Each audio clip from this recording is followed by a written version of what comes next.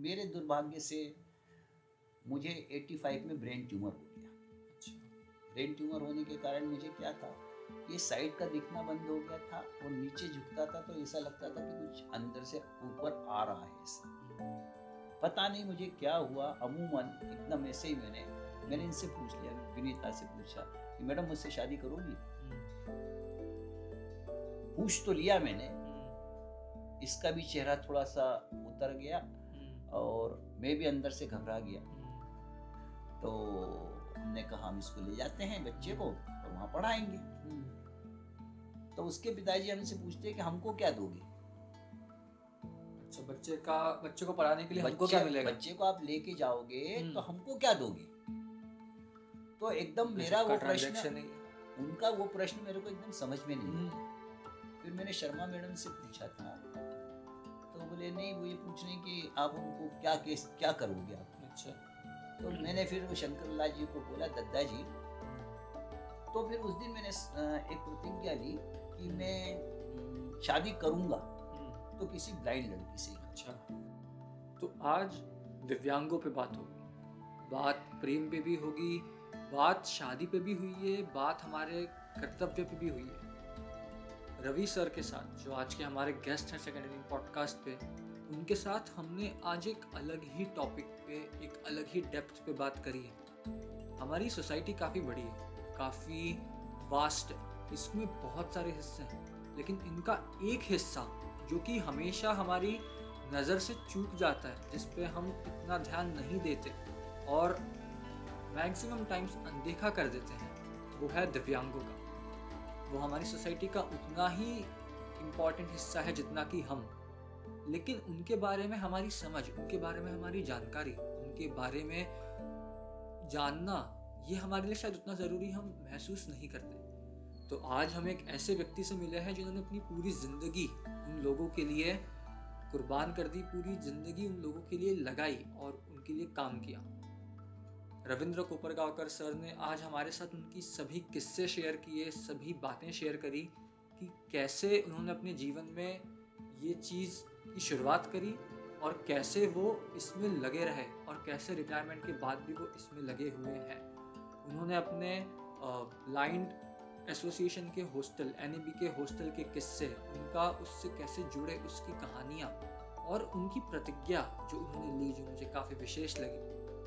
शादी करेंगे तो उसी से जो दृष्टिहीन होंगे, ये प्रतिज्ञा ली, उसको निभाया और शादी करी एक ऐसे व्यक्ति से जिसके पास दृष्टि नहीं थी, जो इस दुनिया को उस तरीके से नहीं देख सकती थी जिस तरीके से वो देख रहे थे। और उनके इसी जीवन के इसी एग्जाम्पल ने प्रेम की एक ऐसी परिभाषा सामने ला के रख दी जो काफ़ी अलग है और काफ़ी इंस्पायरिंग है। इस पॉडकास्ट को एंड तक देखिए, आपको बहुत कुछ सीखने को मिलेगा दिव्यांगों के बारे में, इनकी कहानियों के किस्सों के थ्रू कुछ और ज़्यादा सीखने को मिलेगा, प्रेम के बारे में, संबंध निभाने के बारे में और अपनी जिम्मेदारी के बारे में। एंड तक देखिए और बने रहिए। रवि सर नमस्ते। नमस्ते, welcome on the second inning podcast.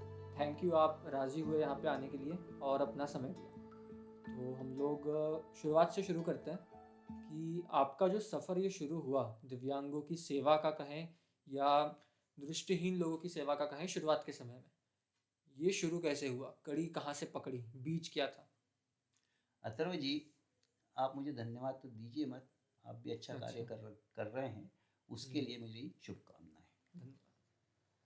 मेरा सफ़र, मेरा जन्म मूलतः ग्वालियर में हुआ। स्कूली शिक्षा, फिर हम लोग भोपाल आ गए, पिताजी भोपाल में थे, सर्विस में थे। चंद्रशेखर आज़ाद स्कूल में मेरी स्कूलिंग हुई, उसके बाद मॉडल स्कूल में हुई, उसके बाद मैं रविंद्र कॉलेज में आया। रविंद्र कॉलेज के साथ ही साथ मेरी हायर सेकेंडरी के बाद थोड़ी सी शिक्षण के प्रति थोड़ा सा रुचि कम होने के कारण मैंने एक टेलरिंग का काम सीखा था। अच्छा।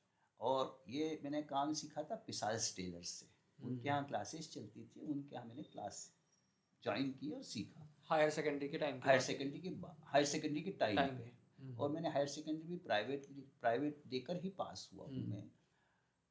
अब चूँकि थोड़ा सा पढ़ा लिखा भी था और कारीगरों को हैंडल भी करना रहता था, काम भी सीखता था, तो विशाल साहब जो थे मास्टर वहाँ के, उन्होंने मुझे काम सीखने के साथ साथ ही थोड़ा सा एक सुपरविज़न का भी कार्य दिया हुआ था।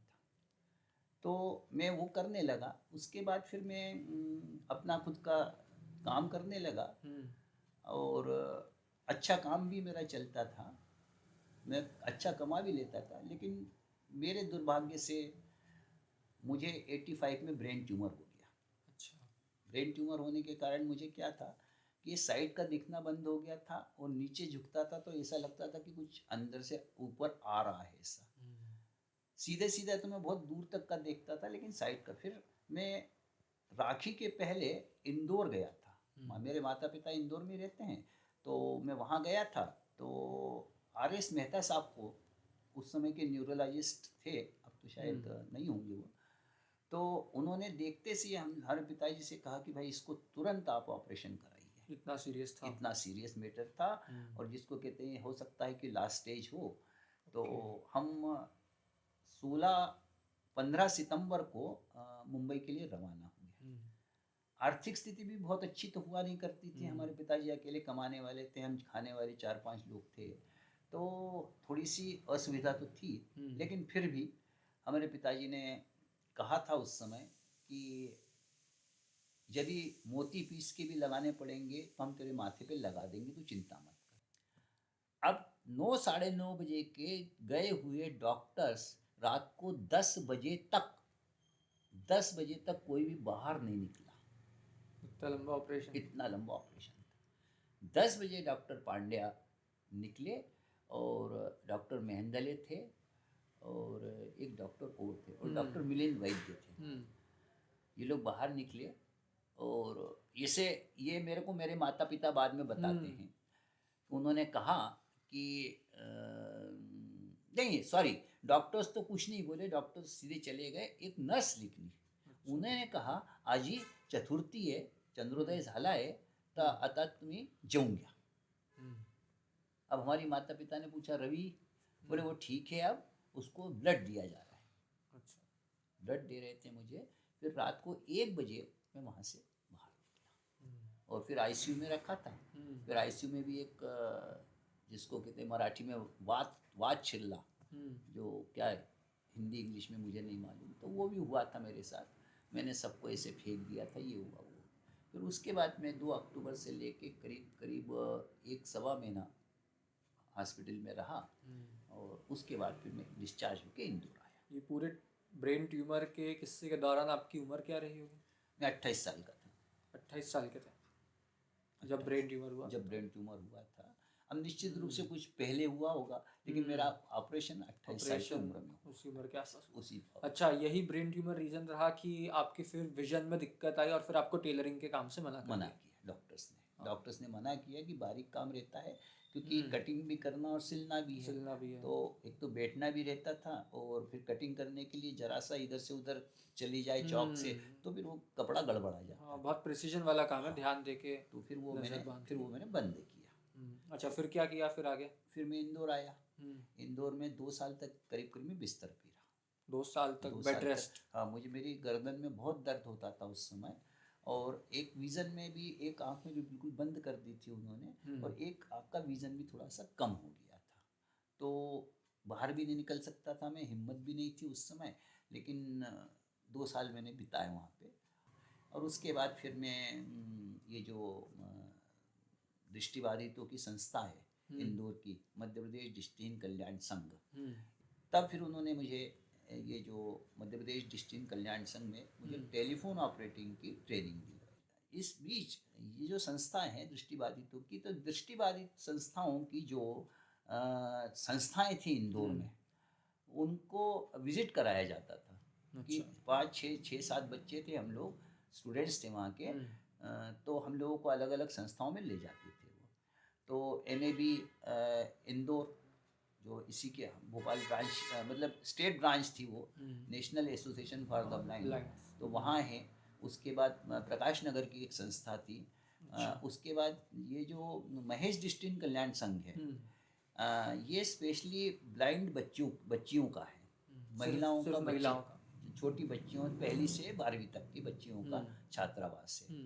हमने फिर वहाँ वो विज़िट की थी, तो हमारे मन में एक विचार आया कि हमने जब पूरा विज़िट किया, सोचा उस बारे में, तो हमने एक बात उस समय हम सोची हमने कि चूँकि उम्र तो हमारी हो ही गई थी, तो हमने ये सोचा कि यार अपन न, चूँकि भारत पुरुष प्रधान देश है और इन बच्चियों को, दृष्टिबाधित बच्चियों को एक उम्र के बाद हम इनको मदद नहीं कर सकते। हमको मर्यादित होके पीछे हटना ही पड़ेगा। ये किस साल की बात बता रहे हैं आप? ये 87 की बात, 87, सॉरी कंटिन्यू करिए। हाँ, 87 की बात है। तो फिर उस दिन मैंने एक प्रतिज्ञा ली कि मैं शादी करूँगा तो किसी ब्लाइंड लड़की से ही करूँगा। अच्छा, उस समय मेरा सोर्स ऑफ इनकम जो थी वो तो नील हो गई थी, क्योंकि मेरा टेलरिंग प्रोफेशन बंद हो गया था, मैं कर नहीं सकता था। तो मैं ये सोचता था कि जब करूँगा तो मैं किसी ब्लाइंड से लड़की से शादी करूँगा। उसके बाद फिर हम वहाँ ट्रेनिंग ख़त्म हुआ, हम पास हो गए, फिर हम भोपाल आए। इसके बारे में थोड़ा और बताइए, जो आपने डिसाइड किया कि एक ब्लाइंड लेडी से ही शादी करेंगे, तो वो जब आप उस हॉस्टल में गए जहाँ पे ये महिलाएं रहती थी, दृष्टिबद्ध महिलाएं रहती थी, दृष्टिबाधित महिलाएं रहती थी, बच्चियाँ थी, पहली से 12वीं तक की, पहली से तो 12वीं तक की। वहाँ पे जाके आपको ऐसा क्या रियलाइज हुआ जो उसके पहले आपने देखा नहीं था या अनुभव नहीं किया था, जो आपको ये लगा कि आपको ये कदम उठाना चाहिए? हाँ, उसका कारण सीधा सीधा ये है कि मैं इस फील्ड में 87 में ही जुड़ा। सोशल फील्ड तो हमारे बचपन से थोड़ी बहुत चलती रही, और लेकिन हमने कभी भी इस फील्ड को देखा ही नहीं था, अनुभव भी नहीं किया था कि इनके साथ क्या क्या समस्याएं हैं और कैसे कैसे इनका जीवन यापन होता है या कैसे ये आगे बढ़ेंगी। तब मेरे मन में ये विचार आया कि मैं इन सबका भला, किसी का तो सबका भला तो नहीं कर सकता, बस उतना ही कर सकता हूँ, इनको लिखा पढ़वा देंगे या ऐसा कुछ करा सकते हैं, बस यही हो सकता है। लेकिन जिसको कहते हैं कि उसका पूर्ण रूप से पुनर्वसन मैं किसी एक ही का कर सकता हूँ। तब मैंने ये प्रतिज्ञा ली कि मैं यदि शादी करूँगा तो किसी ब्लाइंड लड़की से करूँगा। ये मेरे मन का विचार था, ये मेरा भाव था, ये सोचा मैंने। और फिर मैडम से आपकी मुलाकात कब कैसे हुई और फिर वो किस्सा आगे कैसे बढ़ा? उसके बाद मैं भोपाल आया। बड़े भाई साहब भोपाल में ही थे, तो मैं यहाँ आया क्योंकि मुझे इंदौर कोई बहुत अच्छा नहीं लगता था। अच्छा, ठीक है। तो क्योंकि मेरा बचपन, मेरे मित्र, मेरा सर्कल, मेरे इष्ट मित्र सब भोपाल का ही था मेरा, तो मुझे भोपाल अच्छा लगता था, तो मैं भोपाल आ गया। 87 में भोपाल आया तो हमारे भाई समझ लीजिए, बड़े भाई समझ लीजिए, मित्र समझ लीजिए, सुनील माहौरकर जी थे। उन्होंने हमें एक दृष्टिबाधित, वो एमए पास हैं। अच्छा। और म्यूज़िक भी बहुत अच्छा जानते थे, और national association for the blind के वो संस्थापक सचिव थे। ओके।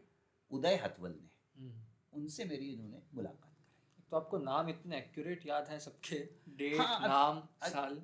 चूँकि क्या है, इतने 32 साल लोगों के साथ बिताए हैं, तो कुछ बातें मैं अपनी मैडम से भी बहुत सीखा हूँ कि कैसे याद रखना, क्या करना। शुरुआत से लेके अभी तक वो ट्यूमर का इलाज जिन्होंने करा था, वहाँ से लेके एनएबी में नौकरी जिन्होंने लगवाई जी, वहाँ तक के सबके नाम आपको, और मैं फुल नेम याद। मैं सुनील माहौरकर जी का तो हर जगह बोलता हूँ कि मैं उनका एहसानमंद हूँ, जिन्होंने मेरे पे ये कृपा की या मेरा एक जीवन यात्रा चालू की उन्होंने, क्योंकि एक अलग दिशा दी कि इस फील्ड में आओ, इस फील्ड में। फिर उदय सर के साथ काम करते करते आनंद हुआ। तो मुझे शुरुआत में जब 27 अगस्त को मेरे को नियुक्ति पत्र मिला था। तो ये हम बात कर रहे हैं एनएबी की भोपाल ब्रांच की, national association for the blind. तब मुझे 250 रुपये की सैलरी थी, और सुबह 2 घंटे और शाम को 2 घंटे ये मौखिक आदेश थे कि इतना आप काम करो हॉस्टल में। हाँ। काम क्या थे आपके, क्या क्या काम करना पड़ता था? काम मुझे दिया था एलडीसी का काम था, लिखा पढ़ी का।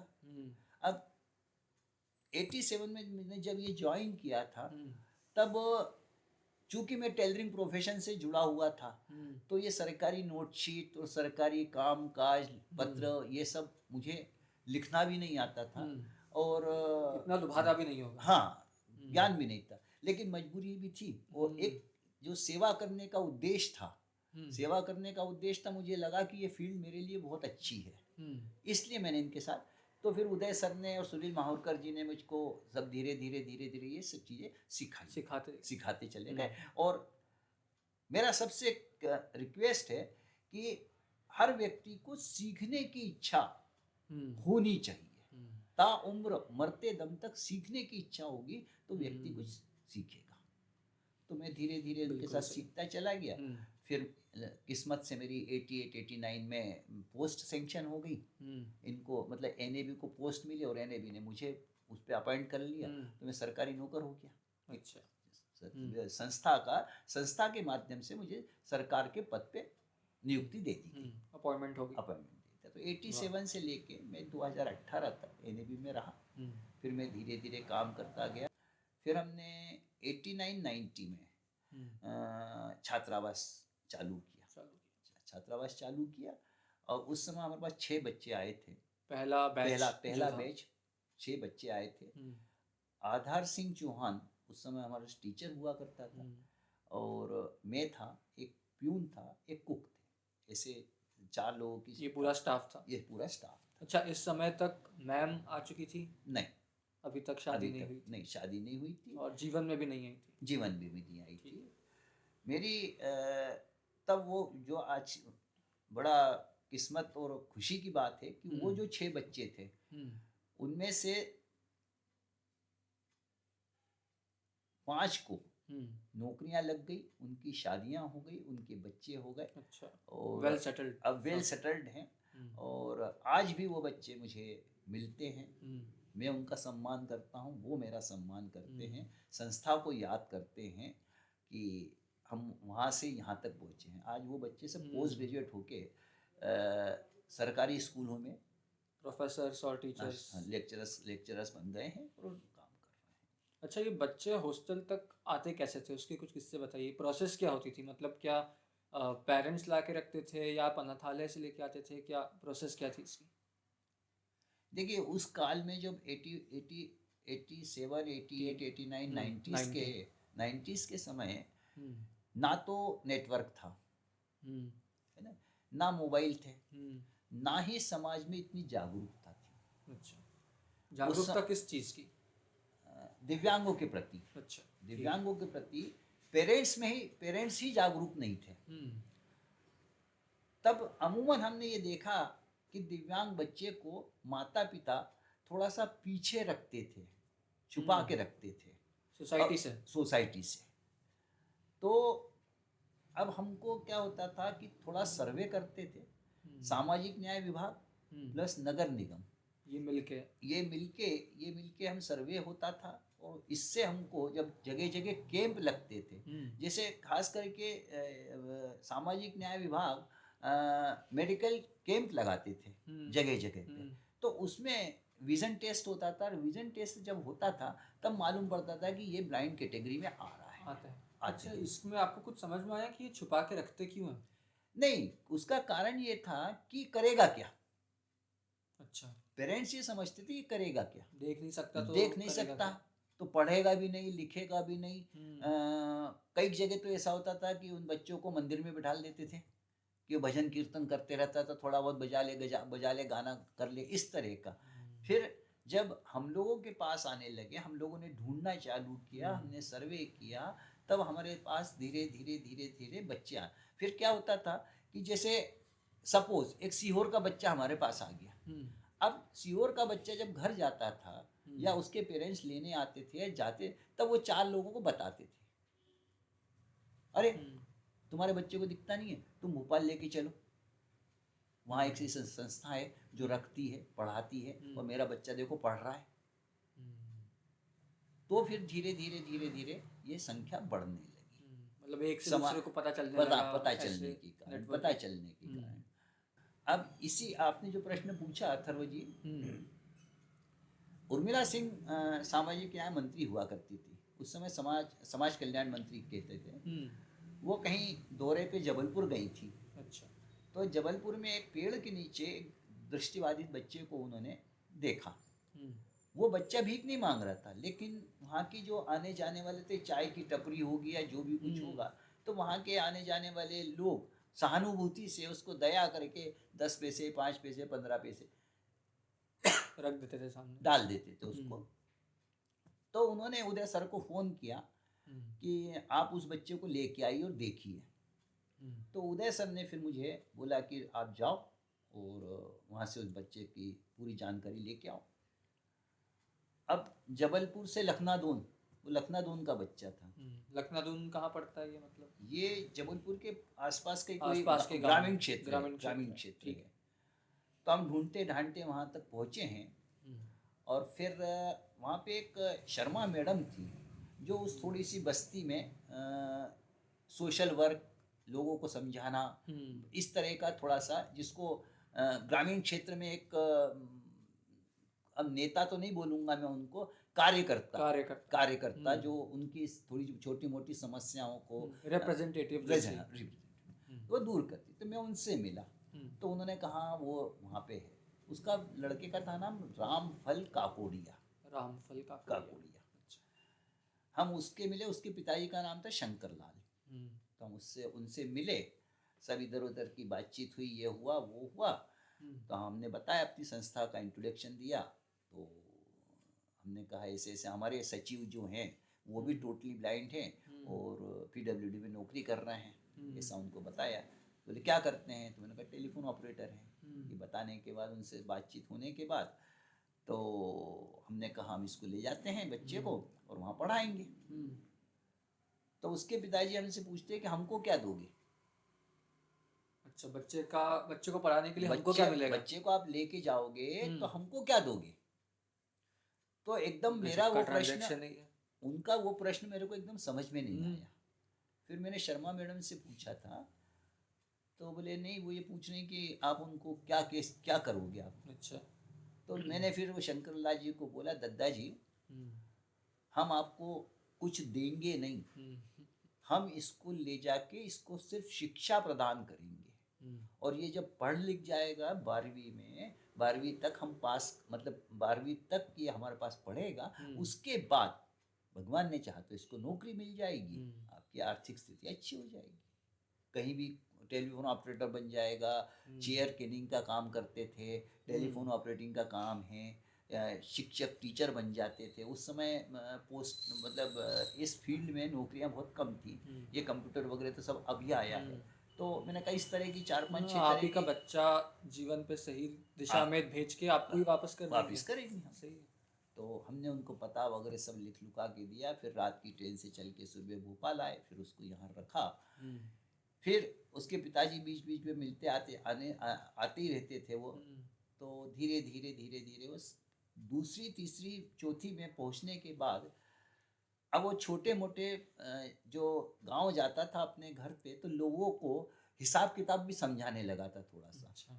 कि भाई ऐसा नहीं, ऐसा करो, इतने गुना इतना होता है, इतना ऐसा हो। तो लोग बड़े प्रभावित हुए। फिर जब भी उसके पिताजी आते थे तो वो मेरे पैर छूते थे और कहते थे आपने मेरे बच्चे का भविष्य बना दिया। बोले अब तो हिसाब करता है, हमको समझाता है कि पापा ऐसा नहीं, पापा ऐसा। ठीक है, धीरे धीरे करते वो 12वीं पास हुआ। फिर उसको वहाँ शिक्षक की नौकरी लग गई, लेकिन बदकिस्मती से उसकी दुर्घटना में मृत्यु हो गई। एक ये किस्सा मुझे बहुत याद है। एक प्रकरण और भी था, बैतूल का है ये। अच्छा। बैतूल का है, प्रहलाद मंडल नाम था उसका बच्चे का। और उसके पिताजी की, मतलब बचपन में ही प्रहलाद के पिताजी की मृत्यु हो गई थी। अब उसकी माँ किसी खेत में मजदूरी करती थी।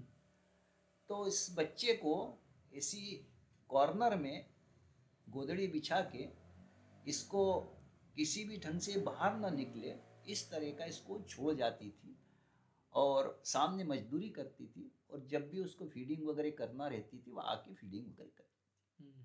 उसी बीच में बैतूल पाढ़र में एक स्कूल है, वहाँ के लोग आए, उन्होंने कहा कि आप इस बच्चे को हमको दे दो, हम इसका सब भरण पोषण वगैरह करेंगे। लेकिन माँ माँ होती है, उन्होंने मना कर दिया। उसने पूछा कि उसके बाद क्या, बोले नहीं आप इसको भूल जाना, फिर बच्चे को आप भूल जाना। अच्छा, वो मतलब बच्चे को एक तरीके से लेने आए थे कि आप परमानेंटली हमारे हवाले कर दो। तो फिर माँ माँ होती है, उसने मना कर दिया।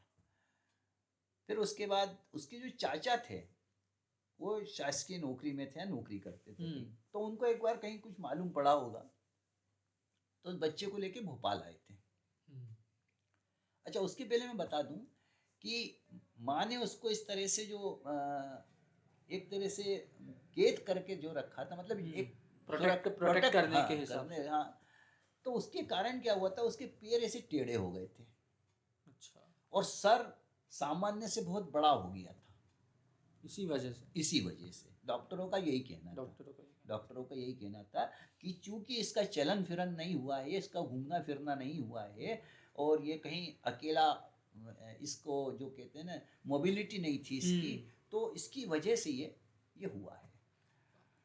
तो उसके चाचा ने हमारे भोपाल आने के बाद भोपाल की भी दोनों तीनों संस्थाओं में उसके लिए पहुंच की, बात की कि इसको आप रखेंगे, इसको रखेंगे क्या, पढ़ाएंगे क्या, तो सबने मना कर दिया।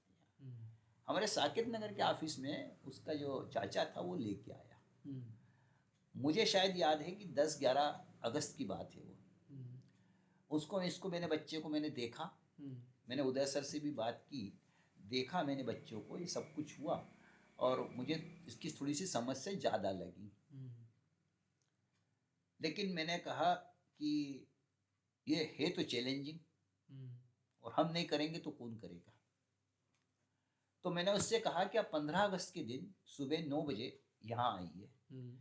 तो उस समय हमारे संस्था के अध्यक्ष MS खान साहब, जेवनी साहब, उदय सर, सुनील माहूरकर, जितना कार्यकारिणी के सारे बड़े अधिकारी, पदाधिकारी सब लोग उपस्थित रहेंगे। तो आप उनके सामने अपन प्रस्ताव रखेंगे। ठीक है, वो आए, सबकी बातचीत हुई, सबने देखा दाखा, सब हुआ। खान साहब ने कहा कि रवि देख लो, समझ लो, ये आसान नहीं है। मैंने कहा ठीक है सर, 15 दिन का हमको यदि आप कहते हैं। तो उन्होंने लिखा बिल्कुल नोटशीट पे कि 15 दिन का इसका प्रोफेशन पीरियड पे रखा जाए, ट्रायल एक तरीके का। हमने ठीक है। उसके बाद सबसे पहले हमने काम किया, मेरे अनुज हैं, छोटे भाई जैसे हैं, डॉक्टर राकेश श्रीवास्तव, वो कार्डियोलॉजी डिपार्टमेंट में हमीदिया में थे। मैंने उनसे बात की, तो बोले भाई साहब आप ले आओ उसको। मैंने उनको इसका फिजिक बताया कि ऐसी ऐसी बात है, तो बोले ठीक है आप उसको ले आओ। तो अपन TN दुबे साहब उनको दिखाएंगे, और उसके बाद जैसा होगा वो देखेंगे। ठीक है साहब, TN दुबे साहब को हमने दिखाया, और बलवापुरी साहब ऑर्थोपेडिक सर्जन थे, ऑर्थोपेडिक। तो उनको जब दिखाया, तो अब वो उनकी मेडिकल भाषा में तो मुझे क्या बोलते हैं, फ्लूट बोलते हैं शायद, फ्लूट है ना। वो उसका ऑपरेट करके उसके दिमाग में से, सिर में से निकाला, ऐसे 3 ग्लास उसके वो निकले। अब उस समय कोई था नहीं, NAB में भी कोई स्टाफ मेंबर नहीं थे, हम भी अकेले थे, और उसके घर से भी कोई आने वाला नहीं। उसको हमीदिया में एडमिट किया था। उसके बाद दिन में मैं रहता था, रात में हमारा एक चपरासी था, राजेश नाम थे, वो रहता था। ऐसे करके हमने 3-4 दिन बिता दिए। फिर जब ऑर्थोपेडिक सर्जन को जब दिखाया था, तो उन्होंने कहा था कि इसके पैर तो हम सीधे नहीं कर सकते हैं, नहीं सॉरी, इसके पंजे हम सीधे कर देंगे, लेकिन ये जो कमजोरी है इसकी, ये नहीं जा पाएगी एकदम से। तो फिर हमने ये लिया कि अभी इसका ये अपन ने कराया है, तो फिर हमने इसको डिले कर दिया। फिर हमारे यहाँ उसको साकेत में लेके आए। अब वो था बंगला भाषी, अच्छा, और हम थे सब हिंदी भाषी। उसने खाने में चावल के अलावा कुछ खाया नहीं, और उसको इस समाज की परिवेश में क्या है, क्या चीज है, उसको कुछ नहीं मालूम था। एक तो दृष्टिबाधित था इसलिए भी, और उसके बाद जो जिस परिवेश में वो रहता था, पूरा एनवायरनमेंट चेंज हो गया उसके लिए पूरा। तो यहाँ उसने टेबल नहीं देखी थी, कुर्सी नहीं देखी थी, तो सब देखता था तो उसको बड़ा अचंभा लगता था और 10 कदम चल भी नहीं पाता था इंडिपेंडेंटली, वो 10 कदम चल भी नहीं पाता था।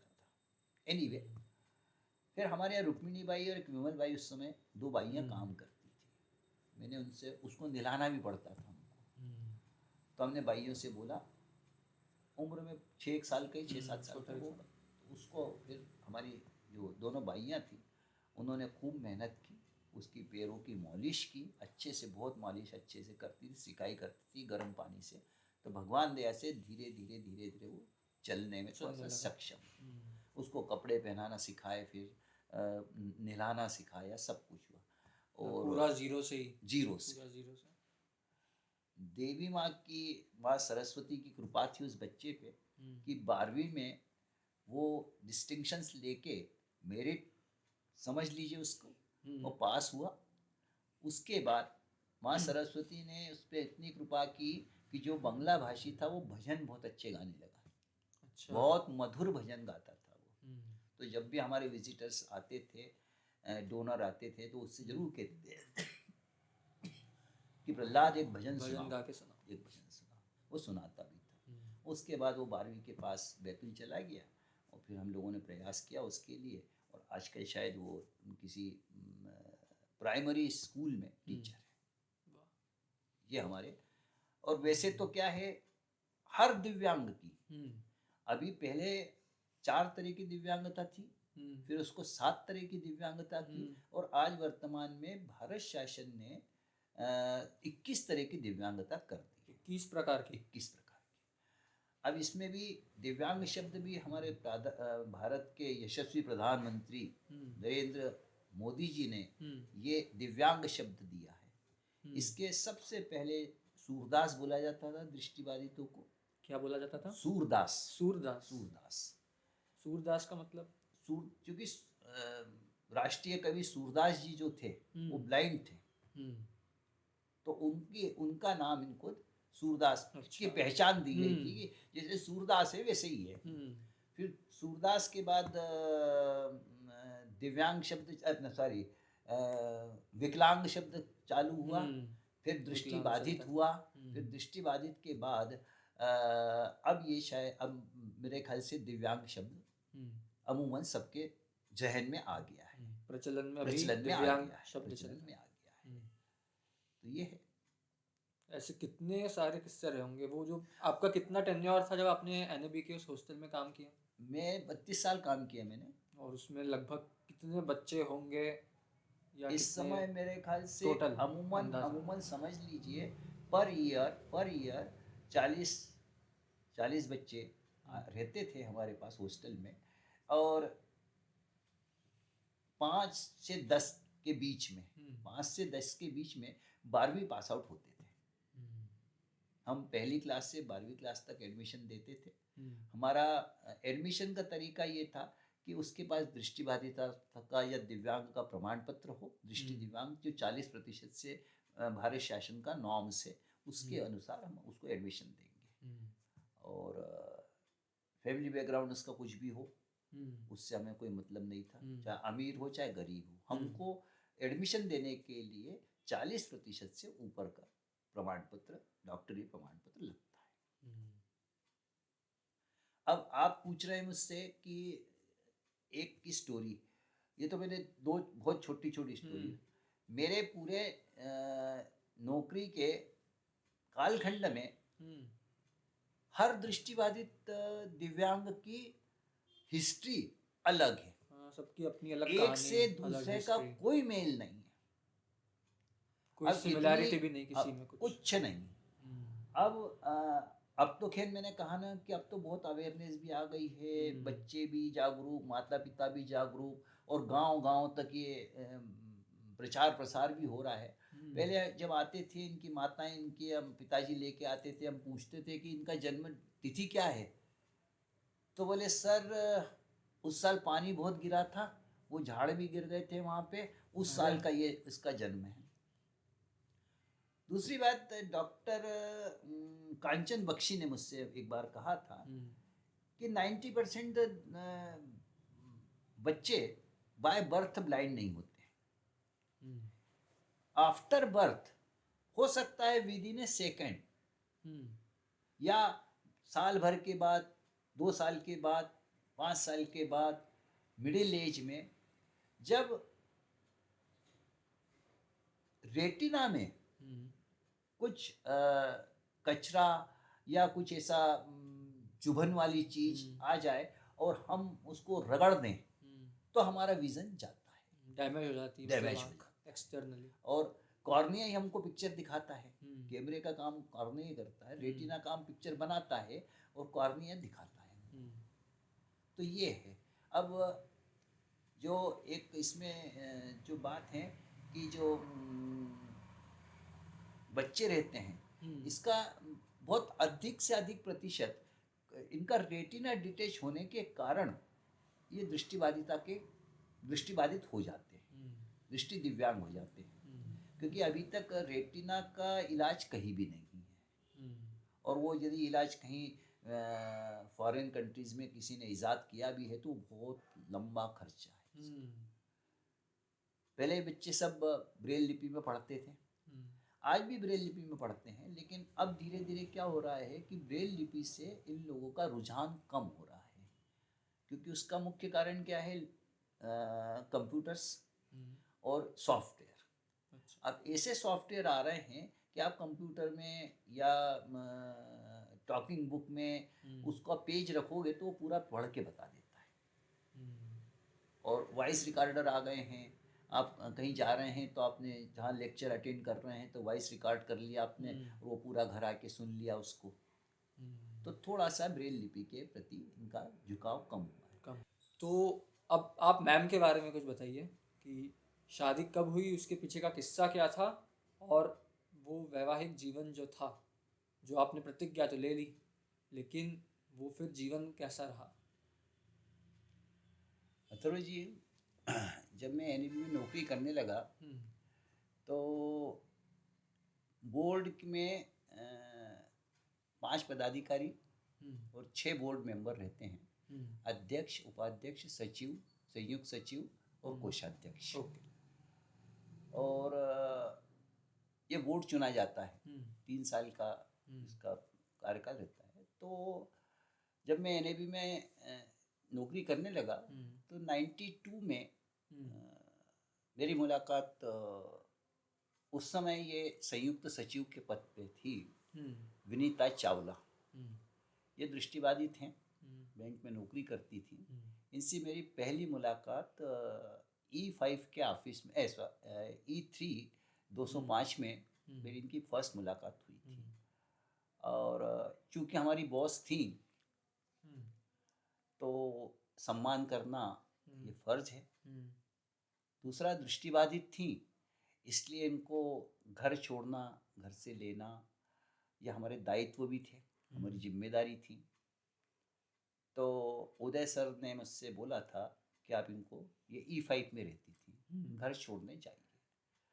तो मैं घर छोड़ने गया।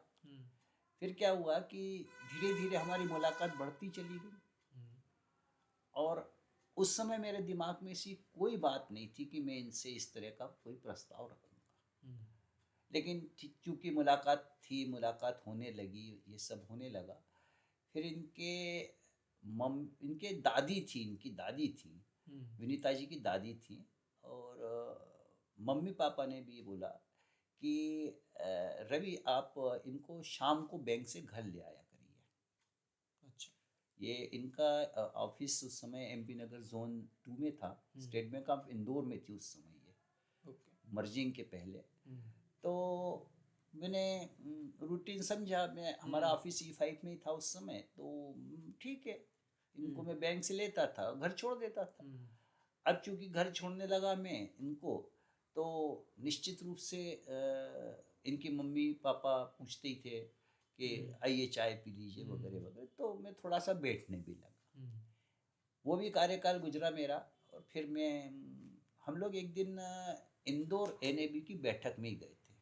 मैं था, विनीता थी और महेश चंद्र अग्रवाल थे, जो उस समय उपाध्यक्ष के पद या संयुक्त सचिव के पद पे थे वो। और वो व्यक्ति महेश चंद्र अग्रवाल एक ऐसा व्यक्ति है जिन्होंने कोर्ट से लड़कर, वो टोटली ब्लाइंड थे, कोर्ट में लड़कर एमएड की रीजनल कॉलेज से उपाधि दी। मध्य प्रदेश के पहले व्यक्ति ऐसे थे जिन्होंने कोर्ट से लड़के एमएड की उपाधि, क्योंकि तब ब्लाइंड बच्चों को या ब्लाइंड लोगों को शिक्षा में आसानी से प्रवेश नहीं देते थे, तब उन्होंने वहाँ से एमएड किया है। और उसके बाद वो गवर्नमेंट स्कूल में लेक्चरर के पद से रिटायरमेंट के एक शायद 4-6-8 महीने पहले ही उनकी डेथ हुई है। तो वो हमारे लिए वो दुखद घटना थी। तो हम लोग तीनों वापस आ रहे थे इंदौर से भोपाल बस में। बस पता नहीं मुझे क्या हुआ, अमूमन एकदम ऐसे ही मैंने इनसे पूछ लिया, विनीता से पूछा कि मैडम मुझसे शादी करोगी? पूछ तो लिया मैंने, इसका भी चेहरा थोड़ा सा उतर गया और मैं भी अंदर से घबरा गया। और वो शायद अक्टूबर का महीना था और हम लोग भोपाल उतरे हैं।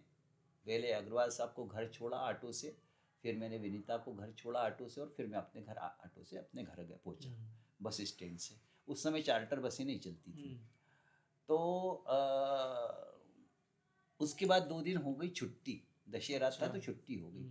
मैं अंदर से बहुत घबराया। तब हमारा जो छात्रावास था वो LIG 21 हर्षवर्धन में था। तब हमारे पास संस्था के पास फ़ोन नहीं था। तो उदय सर और विनीता 11 साढ़े 11 बजे वहाँ एक हमने PCO लगवाया था। एक देवेंद्र राय करके लड़का था, टोटली ब्लाइंड था वो, तो उसको हमने वहाँ PCO दिलवाया था। आज भी वो PCO है माता मंदिर पे। तो हम वहाँ जाके उन लोगों से बात करते थे।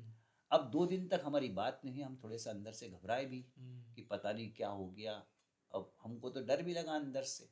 एनीवे, फिर शाम को जब इनका फ़ोन आया तब मैंने इनसे पूछा, मैंने पूछा ही नहीं पहले तो, फिर खुद ने ही बोला कि आपने जो कल कहा है तो मैं मम्मी से बात करूँगी। अच्छा, उन्होंने कहा, उसने विनीता ने कहा कि मैं मम्मी से बात करूँगी। तो हमने कहा ठीक है। फिर धीरे धीरे बातचीत हुई। फिर हमारे बड़े भाई साहब, और चूँकि हमारे बड़ा भाई साहब भी शिक्षाविद थे, शिक्षा विभाग में कार्यरत थे और वो ADIs में थे, ऑफिस में काम करते थे और इनकी मम्मी भी टीचर थी। तो 2-3 दिन के बाद उनकी मुलाकात भी हुई, तो एक दूसरे से बातचीत भी हुई, सब कुछ हुआ। लेकिन मेरे घर पे क्या हुआ था कि हम महाराष्ट्रीयन परिवार और ये पंजाबी परिवार। एक चीज़ वो, और दूसरी चीज़ क्या है कि हर माँ की इच्छा रहती है कि बहू हूर आए, बहुत खूबसूरत, बहुत शिक्षा, मतलब सब कुछ उसका बहुत अच्छा, सर्वगुण संपन्न। पंजाबी और ऊपर से दृष्टिबाधित। मेरे घर पे तो बहुत विरोध हुआ था। लेकिन मेरी बड़ी भाभी ने, मैं जब सीढ़ियों से नीचे उतर के आया तब उन्होंने कहा कि, उन्होंने मराठी में बोला था लेकिन मैं हिंदी में बता देता हूँ आपको, कि उन्होंने मुझसे बोला कि भैया आपको करनी है तो कर लो। तब मुझे ये लगा कि एक जो घर का सूत्रधार है वो मेरे पक्ष में हो गया है। भाभी मेरे पक्ष में है तो भैया को तो होना ही पड़ेगा। ठीक है। फिर हो सकता है कि माँ बाप भी हो जाए। एनीवे, वो जब जो कुछ हुआ सब कुछ हुआ। उसके बाद हमने 27 दिसंबर 1994 को हमने शादी कर ली। शादी हो गई। फिर हमारा जीवन अच्छा चला, बहुत अच्छा चला। सब लोगों ने, मतलब मेरे कोपरगांवकर परिवार में मेरे जितने रिश्तेदार थे वो ये बोलते थे कि यदि जोड़ा देखना है तो इन दोनों का देखो। एक कहाँ, एक की स्थिति क्या, दूसरे की स्थिति क्या। मेरे मामा जी, अब आपको मैं कैसे हिंदी में नहीं समझा पाऊंगा मैं। महाराष्ट्रीयन लोगों में 16 जो रहता है ना, 16 बहुत बहुत मानते थे। वो मेरे मामा जी चारों वेद के ज्ञाता थे, वेद शास्त्र संपन्न थे। वो किसी के यहाँ खाते नहीं थे, किसी का छुआ नहीं पीते थे, दूर रहते थे, सब कुछ था, लेकिन मेरा सौभाग्य रहा कि वो मेरे घर पे इसके हाथ से खाना खा के गए। तो ऐसा हमारा जीवन हुआ। फिर 99 में हमारा बेटा पैदा हुआ। फिर आज वो कनाडा में है, हायर एजुकेशन के लिए गया हुआ है, और ये बैंक में नौकरी करती थी। हमारी जीवन यात्रा बहुत सफल हुई। दुर्भाग्य से हमारा 5 दिसंबर 23 को इसका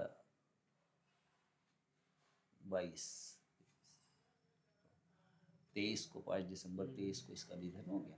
और ये खुद बहुत अच्छी सोशल वर्कर थी, इसको राष्ट्रीय सम्मान मिला है। नीलम कांगा एक अवार्ड होता है जो पद्मश्री डॉक्टर उषा मेहता ने दिया, और मध्य प्रदेश सरकार का जो दधीजी पुरस्कार है जो स्पेशली इसी फील्ड में दिया जाता है, तो उसको 9 और 10 के लिए वो भी उसको सम्मानित किया गया। बैंक में ये प्रेरणा महिला क्लब की सचिव भी थी, ब्लड डोनर्स एसोसिएशन की भी सचिव थी है, और करती रहती थी। और इसने NAB में ब्लाइंड बच्चों के लिए शिक्षा से संबंधित बहुत सारी, जैसे कैसेट दिलवाती थी, ब्रेल पेपर दिलवाती थी, मतलब तमाम सहयोग ये करती रही है। और ये मेरा सौभाग्य रहा है कि मैं उसका पति हूँ।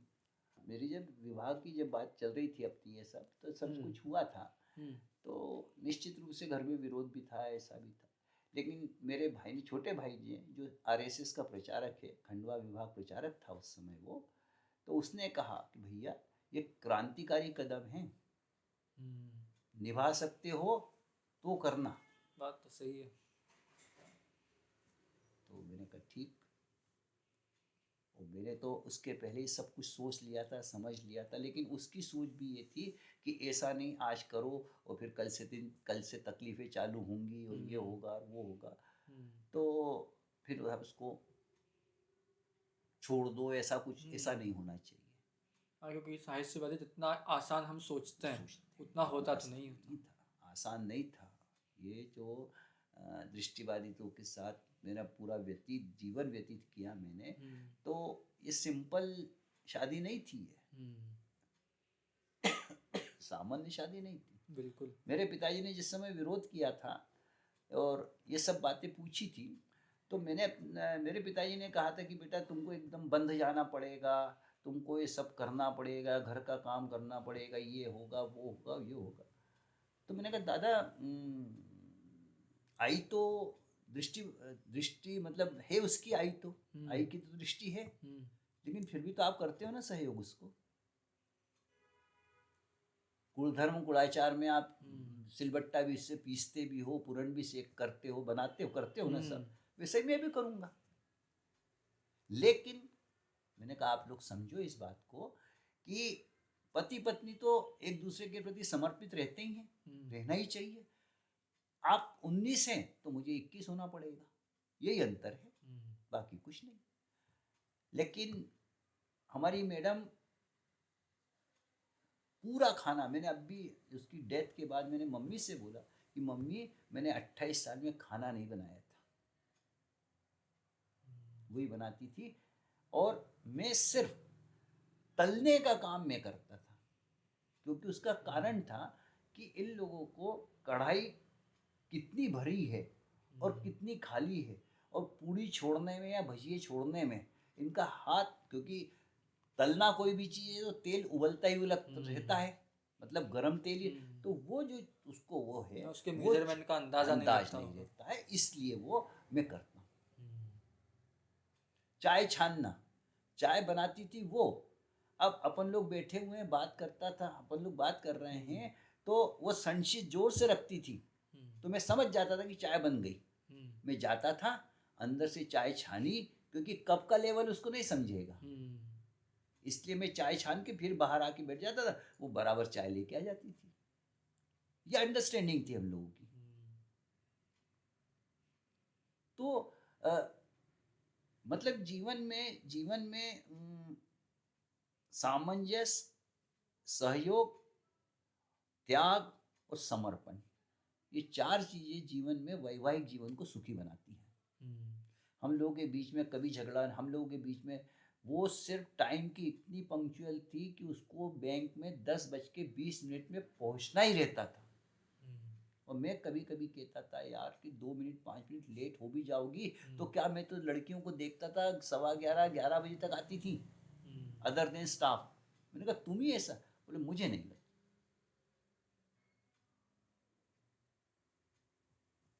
इसके एक एजीएम साहब थे, बापट साहब, तो वो बोलते थे कि विनीता की गाड़ी रुकी, स्कूटर थी, विनीता की गाड़ी रुकी कि आप घड़ी मिला लोगे 10:20 हो गए, और शाम को रवि की गाड़ी दिखी तो समझ लो 5:20 हो गए। मैं भी कभी लेट नहीं होता था इसको लेने के लिए। ये किस्सा डॉक्टर शिरोडकर साहब ने मुझे समझाया था एक बार। उनको 8 बजे उदय सर के यहाँ रुके हुए थे वो, ये बात होगी 88 की। उन्होंने कहा था कि मुझको बस स्टैंड तक छोड़ना है। मेरे पास स्कूटर थी, मैंने कहा छोड़ दूंगा। मैं शायद 10:05 या 7 पे पहुंचा हूँगा तो वो चल दिए थे पैदल। अच्छा। जैसे ही मैं उनके पास पहुंचा तो उन्होंने मुझे डांट लगाई और फिर बताया, समझाया कि जो दृष्टिबाधित व्यक्ति रहता है वो कहीं भी अकेला खड़ा होता है तो उसको कहेंगे दादाजी थोड़ा इधर खिसक जाओ, दादाजी थोड़ा उधर खिसक, कहाँ जाना है आपको, हम छोड़ दें आपको? तो हम किस पे विश्वास करें? हम किस पे विश्वास करें? हम तो बोल नहीं सकते, हम आपको बोल भी नहीं सकते कि आप छोड़ दो हमको, क्योंकि हमारी आपकी कोई जान पहचान नहीं। आप इधर हटो तो किधर हटे, पीछे पता पड़ा वो खड्डा है, हम गिर पड़े। इधर हटो तो किधर हटे, ये इधर किधर किधर। क्योंकि समाज में इन लोगों के साथ हमेशा लेफ्ट राइट, आगे और पीछे, ये बोलना चाहिए। और सबसे पहले दृष्टिबाधित से जब आपको मुलाकात करनी है तो आप सीधे जाइए, उसका हाथ पकड़िए, अपना परिचय दीजिए, ताकि कंफर्टेबल हो जाए, वो कंफर्टेबल हो जाए। और यदि आप पुराने परिचित हैं तो आपको एक शब्द के बाद दूसरा शब्द नहीं बोलना पड़ेगा, वो पहचान जाएगा कि आप अथर्व हो, यदि उसने आपकी पहले आवाज सुनी है तो। ये इन लोगों की विशेषता है, इनके कर्ण बहुत तेज रहते हैं, हम लोगों से बहुत तेज रहते हैं, इनको सुनने की क्षमता।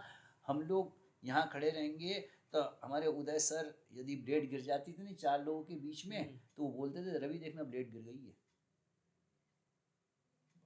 ये विशेषताएं थी। अब पूछिए आप और क्या।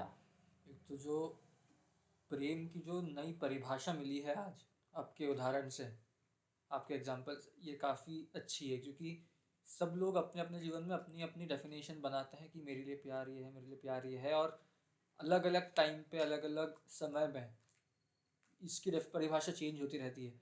लेकिन आज ये जो आपके एग्जाम्पल से, आज आपका जो एग्जाम्पल मिला है, इससे एक नेक्स्ट लेवल बार भी सेट हुआ है और एक नेक्स्ट लेवल डेफिनेशन भी मिली है कि प्रेम हो तो ऐसा हो, या प्रेम होता है तो ऐसा होता है। आगे बढ़ाते हुए अपन अब बात करते इसमें हैं एक कि बात मैं हाँ, और जोड़ देता हूँ आपको। हम्म, जहाँ स्वार्थ है वहाँ प्रेम नहीं हो सकता, क्योंकि प्रेम हमेशा निस्वार्थ होना चाहिए, तो हम एक दूसरे के प्रति समर्पित होते हैं। मैं अपने दोस्त यारों में कभी कभी ये मजाक भी करता ही हूँ कि यदि तुम में समर्पण नहीं होता तो तुम्हारी शादी नहीं होती। वो ऐसे कि अमूमन एक आध प्रकरण हो तो बात अलग, अमूमन लड़के की हाइट ज़्यादा होती है, लड़की की हाइट कम होती है। मैं अपने दोस्तों से बोलता हूँ कि उस दिन तू सर नहीं झुकाता तो तेरी शादी नहीं होती। सही बात। अभी आपका समर्पण हुआ, त्याग हुआ, अकड़ के रहते तो शादी होती क्या, क्योंकि हार तो डाला ही जाता है। तो प्रेम निस्वार्थ होना चाहिए। बिल्कुल। स्वार्थ जहाँ आ जाता है वहाँ हम सक्सेस नहीं होते। इसी कड़ी में आज के वर्तमान में जो वैवाहिक विच्छेद हो रहे हैं उसके बहुत सारे कारण ये भी हैं। हम प्रेम को वासना के रूप में देख रहे हैं, जबकि प्रेम निस्वार्थ होना चाहिए। निश्चित रूप से विवाह उपरांत हम एक दूसरे के तो होंगे ही होंगे। पति का पत्नी पे, पत्नी का पति पे विश्वास होना बहुत जरूरी है। दूसरी बात, हम ये चाहते हैं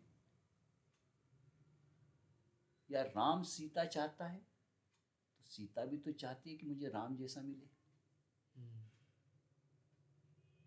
पुरुष प्रधान, पुरुष सब कुछ पुरुष, महिला का सम्मान भी होना चाहिए और महिला को भी मर्यादा में रहना चाहिए। दोनों बातें आज वर्तमान में इस चीज में धीरे धीरे धीरे धीरे धीरे कमी आती चली आ रही। मेरे माता पिता की 65 साल वैवाहिक जीवन उन्होंने व्यतीत किया। रोज लड़ते थे लेकिन अलग नहीं हो सकते थे। यदि आपको छोटा सा उदाहरण यदि आप अनुमति दे अथर्व जी तो मैं सुनाऊं।